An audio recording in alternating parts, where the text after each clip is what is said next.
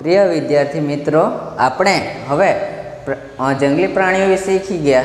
એને ગુજરાતીનું અંગ્રેજી શું થાય? હવે આપણે શું શીખવાના છે? ધ્યાન આપજો. Domestic animals. બરાબર, ડોમેસ્ટિક એનિમલ એટલે પાલતુ પ્રાણીઓ જે આપણે પાડીએ છીએ. બરાબર, બિલાડી કોઈકના ઘરે જોવા મળે, કૂતરો જોવા મળે, બળદ, ભેંસ, ગાય, એ બધી કેવા પ્રાણીઓ કહેવાય? પાલતુ પ્રાણીઓ જે માનવ પોતાના ઘરે પાડે છે. બરાબર ને? તે કયા પ્રાણીઓ? જે આજુબાજુ આપણા ગામમાં જોવા મળે, ઘરમાં જોવા મળે, એ બધા કયા પ્રાણી કહેવાય? પાલતુ પ્રાણીઓ. ઓકે, ધ્યાન આપજો. પહેલું શું છે? કેટ. કેટ તો બધાએ જોયું હશે. બરાબર ને? કેટ તો બધાએ જોયું હશે. કેટ એટલે કેટની સ્પેલિંગ શું આવે? CAT. કેટ એટલે બિલાડી.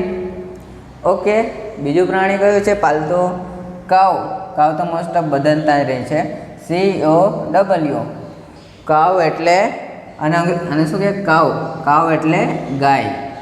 ઓકે, ત્રીજું પ્રાણી કયું છે પાલતુ? હોર્સ. ત્રીજું કયું છે? હોર્સ એટલે ઘોડો. શું થાય? હોર્સ એટલે ઘોડો. હોર્સની સ્પેલિંગ શું છે? HORSH. હોર્સ એટલે ઘોડો. ચોથું પ્રાણી કયું છે? શીપ. SHEEP. શું થાય? SHEEP. શીપ એટલે ઘેટું. ઓકે, પછી પાંચમું પ્રાણી કયું છે? રેબિટ. શું છે? રેબિટ.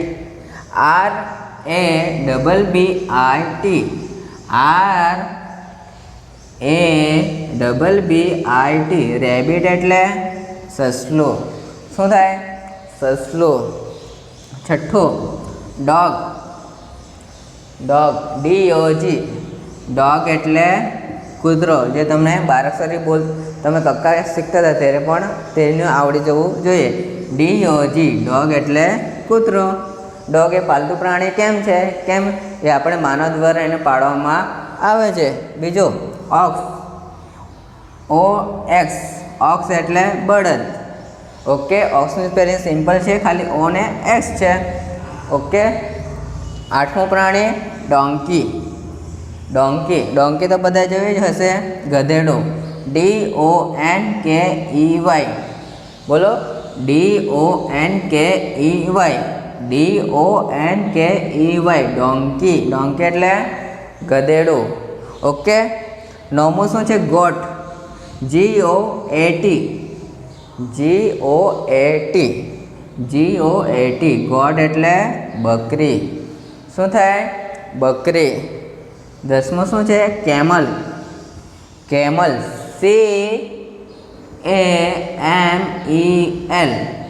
કેમલ એટલે ઊંટ. ઓકે મિત્રો, 11મું પ્રાણી કયું છે? બફેલો. એટલે ભેંસ, જે આપણા ઘરે પાળવામાં આવે છે. ભેંસ જે દૂધ આપે છે. ઓકે મિત્રો, તમે ડોમેસ્ટિક એનિમલ વિશે તમે શીખી ગયા ને? જે cat, cow, horse, sheep, rabbit, dog, ox, donkey, goat, camel, buffalo. Okay, આટલા પ્રાણીઓ કેવા છે? પાલતુ પ્રાણીઓ છે. ઓકે,